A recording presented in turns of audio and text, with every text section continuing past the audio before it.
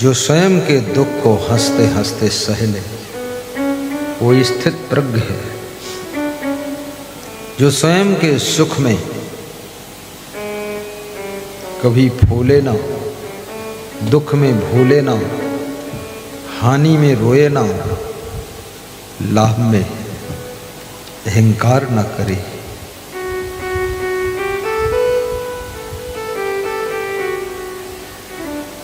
वह व्यक्ति स्थित प्रज्ञ होता है। दुखेश अनुद्विग्न मनः सुखेश विगत असरः वीतराग भय क्रोधा स्थित धीमिनि उच्यते। जिसको दुख उद्विग्न न कर पाए। कितने लोग दुख में विचलित हो जाते हैं। कितनी माताएं बहनें दुख के आने पर बहुत रोती हैं। कितने पुरुष लोग दुख में पागल हो जाते हैं। इतनी चिंता करते हैं कि लकवा अटैक भी हो जाता है। कितने लोग अपने जीवन साथी की वियोग में डिस्टर्ब हो जाते हैं। लेकिन याद रखना, दुख को सहना भी सीखो, सुख को हजम करना सीखो, कांटों की राह पर मुस्कुरा कर चलना सीखो। कितना बड़ा लाभ हो जाए लेकिन उसको कभी किसी को अहंकार बनकर दिखाई न दे। कितनी बड़ी हानि हो जाए किसी को पता न चले कि कितना अंदर से चोट खाया हुआ आत्मा है। ऐसे ढंग से जीवन जियो। तुम्हारे भीतर के घाव सबको बताओ मत। दर्द कहो उसी से जो दूर कर दे खुशी से। दर्द सबसे बताना नहीं चाहिए। अपनी सगी बहन से भी दर्द मत बताना। अगर बहन दर्द को कम कर सकती तो बता देना। और बहन अगर तुम्हारी खिल्ली उड़ाती है तो बहन से भी मत कहना कि ये दुख है मेरे पास। कभी कर्ज लेना, कर्ज भी सबसे मत बताना। कर्ज मर्ज ये दोनों थोड़ा छिपा के रखना चाहिए। लोन लेना पड़े ले लो बैंक से। पर्सनल भी कोई प्रेमी है उससे ले लो, चुपके से ले लो, चुपके से दे दो, कोई बात नहीं। लेकिन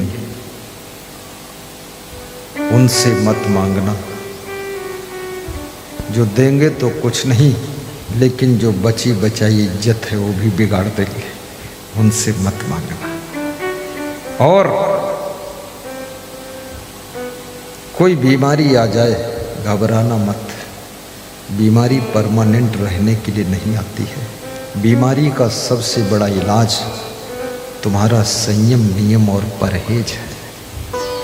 एक डॉक्टर से मैंने पूछा, डॉक्टर साहब शाम को क्या खाएं हम लोग?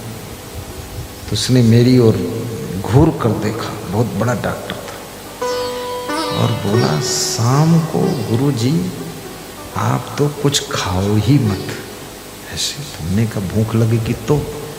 बोले भूख लगे तो फिर आंखें बंद करके सोच कर बताया कि थोड़ा सा टमाटर एक दो लेकर उसको गर्म करके कढ़ाई में बस उतना खा लोगे उससे काम चल जाएगा। तो हमने कहा कमजोरी तो नहीं आएगी? बोले इतनी शक्ति आएगी कि प्रवचन में निखार आ जाएगा। तो बोले खाना नहीं।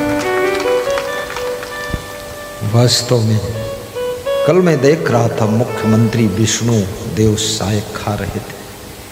तो उनके लिए जब भोजन पहुंचा तो उन्होंने कहा एक खाली थाली ले आइए। तो संतों ने कहा खाली थाली क्या करोगे, इसी को पूरा खा जाओ, खाली हो जाएगी। संत महात्मा ने मजेदार बात कही। मैं भी बैठा देख रहा था। शायद मेरे संकोच में भी वो सब मेहमानों ने कम कम खाया।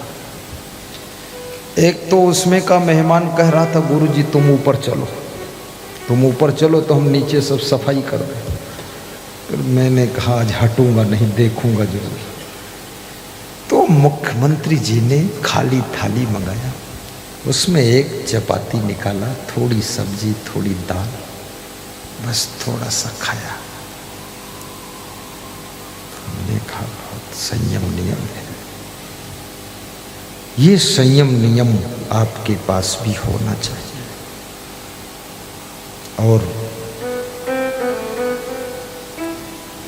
हमारे छत्तीसगढ़ प्रदेश में एक नाश्ता है जिसका नाम कहते मुरमुरा। मुरमुरा बोलते, मुर्रा है, मुर्रा या मुर्रा गांव भी है, गांव को मत खा जाना। ये मुर्रा धान के उससे बनता, चावल से, बहुत फायदेमंद होता है मुर्रा। एक मुट्ठी दो मुट्ठी चबा लो, क्या बात है, पेट को क्लीन कर देता है। और चावल खाने से शुगर बढ़ सकता है, लेकिन मुर्रा खाने से शुगर नहीं बढ़ता। बहुत बड़े डॉक्टरों का रिसर्च।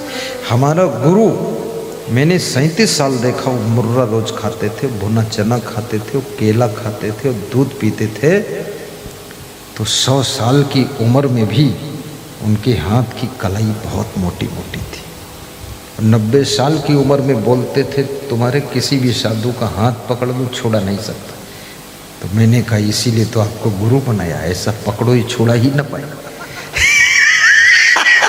तो बोले तुम हर बात में मजा कर देते। हमने कहा इसीलिए तो मैं चेला बना हूँ, मजा करके हंसा देता। ऐसा गुरु चाहिए जो हाथ छोड़ा ही न पाए। हम छुड़ाना चाहे तो भी न छूटे, पकड़े रहो, बेड़ा पार हो जाए, भवसागर पार हो जाए। वास्तव में गुरु मेरे बहुत अच्छे थे, पूज्य श्री क्षमादेव जी। नाम उनका क्षमा, काम उनका क्षमा, नहीं संभाल सकते। मैंने बहुत देखा लोगों को हर समय मोबाइल में, अकल कुछ नहीं। कभी कभी मेरा मोबाइल 18-18 घंटे बंद पड़ा रहता है, तो मेरा साधु दूसरा आता है, कहता है फोन उनका आया है, आपका मोबाइल बंद है। तब याद आता है बंद है, और फिर भी विकास हो रहा है, सब विकास चालू है। विकास इसलिए चालू है कि हम ही थोड़े बुद्धिमान हैं, और भी लोग तो बुद्धिमान हैं। तुम इतना क्यों समझ रहे हो कि हम ही पूरा आकाश ला दे। एक टिटहरी पंछी होता ना, वो रात में सोता है तो टांगें ऊपर कर देता है। तो उससे पूछा दूसरी चिड़िया ने, तो टांगें ऊपर क्यों किए हैं? तो बोले आकाश गिर जाएगा, इसको मैं थामे हूँ। तो ये टिटहरी बने, ये मोबाइल से सब थामे हैं, नहीं अमेरिका लुढ़क जाए समुद्र में। बुद्धू कहीं का फालतू काम करता है, कुछ मतलब नहीं। प्रारब्ध का भी थोड़ा भरोसा रखो, इतना क्यों टेंशन में पड़े फालतू।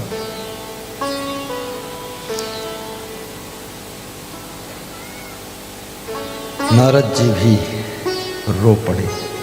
नारद जी के द्रवित मन को देख करके वो स्त्री पूछती है, हे नारद, तुमको तो भगवान भी कहते हैं लोग, आप पूछ रहे हो क्या दुख है, तो मैं बता देती हूँ। मुझे ये दुख है, मेरा जन्म द्रविड़ देश में हुआ है और मुझे वहाँ अच्छा नहीं लगा, तो मैं वहाँ से प्रस्थान करके धीरे धीरे महाराष्ट्र आ गई। महाराष्ट्र में मेरी बहुत सेवा हुई, फिर मैं गुजरात गई, वहाँ बहुत सेवा हुई, फिर राजस्थान होते ही वृंदावन में आ गई। और इसी समय काल में मेरे 2 पुत्रों का जन्म हुआ है। तो मेरी सेवा तो लोग खूब करते हैं, लेकिन मेरे पुत्रों की सेवा कोई नहीं करता है। तो मेरे पुत्र इतने कमजोर हो गए हैं कि अब ये उठ नहीं पाते हैं, और मैं हष्ट पुष्ट तंदुरुस्त हूँ। तो मैं इन अपने पुत्रों की कमजोरी को देख करके रो रही हूँ कि मेरे बेटों की क्या दशा हो। हर माँ अपने बेटों की स्थिति को देख करके दुखी हो जाती है, और जिनके बेटे स्ट्रांग हैं, व्यवस्थित हैं, वो माँ मंद मंद मुस्काती रहती है कि हमारे बेटे खुशहाल हैं। इसलिए याद रखना, बेटों को सफलता जरूर प्राप्त करना चाहिए, कारोबार को अच्छी तरह संभाल लेना चाहिए, ताकि तुम्हारी माँ, तुम्हारे फादर चिंता मुक्त होकर के खुश रह सके। हर माँ बाप चाहते हैं हमारे बेटे सफल हो जाए। नरोत्तम साहू मेरे पास आए, बोले गुरुदेव आपकी कृपा से बेटा MBBS हो गया है।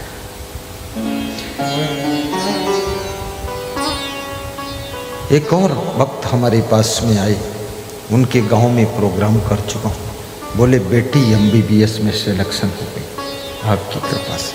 यहीं बैठे होंगे शायद। वास्तव में बेटा जब योग्यता को प्राप्त करता है, बेटी जब सुयोग्य बनकर रेडी होती है, तो माँ बाप प्रसन्नता के सागर में डूब जाते हैं। और शिष्य जब महान होता है, वैराग्यवान होता है, विवेकवान होता है, शिष्य ज्ञानवान होता है, शिष्य चरित्रवान होता है, तो गुरु को जो खुशी मिलती है वो खुशी किसी को नहीं मिलती। इसलिए शिष्य को वैराग्यवान होना चाहिए, लफंगा शिष्य नहीं बनना चाहिए।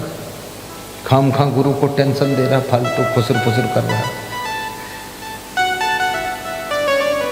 माँ बाप की उम्र बढ़ सकती है अगर पुत्र और पुत्री चरित्रवान है, सुयोग्य है, तो माँ बाप की आयु बढ़ जाती है और उनको बीमारी भी जल्दी नहीं आएगी। जिसके घर की बहुएं बहुत अच्छी हैं, तो सासू फिर से जवान होना शुरू हो जाती है।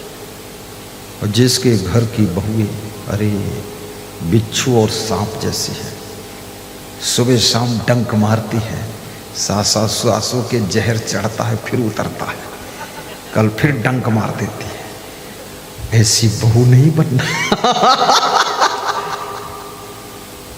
अपनी सासू को भी प्रेम से रखो, क्योंकि सासू ने बहुत संघर्ष किया है, ससुर ने बहुत संघर्ष किया है, माँ बाप ने बहुत स्ट्रगल किया है, गुरु ने बहुत संघर्ष किया है। हमारा एक संत हरीश दास कह रहा था, गुरुदेव ये जो अपने गुरु ने आश्रम बनाया है वो बहुत मेहनत कष्ट किया होगा। तो हमने कहा तेरे को कैसे पता चला? बोले हम लोग अवध्यम बना रहे तो अभी से पसीना छूट रहा। वो हरीश दास बता रहा था। वास्तव में गुरुओं के बलिदान को भी याद करो, अपने माता पिता के बलिदान, योगदान, श्रमदान, और उन्होंने अपने खून से तुमको पैदा किया है, उनके शरीर के तुम टुकड़े हो। कृपया जितना तुम खुश रहोगे, तुम्हारे माता पिता उससे दुगना खुश रहेंगे। ऐसी राह पर चलो, पुत्र और बहू दोनों खुश रहो। कितने माँ बाप मुझसे कहते हैं कि हमको क्या चाहिए गुरुजी, अब हमको क्या चाहिए, बस बेटा बहू खुश रहे, हम खुश रहें। क्या बात है। उनको अपनी खुशी की कोई परवाह ही नहीं, अपने सुख की कोई चिंता ही नहीं है। उनको बस यही चिंता है, हमारा बेटा, हमारी बहू, हमारी बेटी, हमारा दामाद प्रसन्न रहे, सुख में रहे, हम खुश। आज हमारे पास में एक महान भक्त आए, एक छोटे से बच्चे को लेकर आए, बोले इसको आशीर्वाद दो।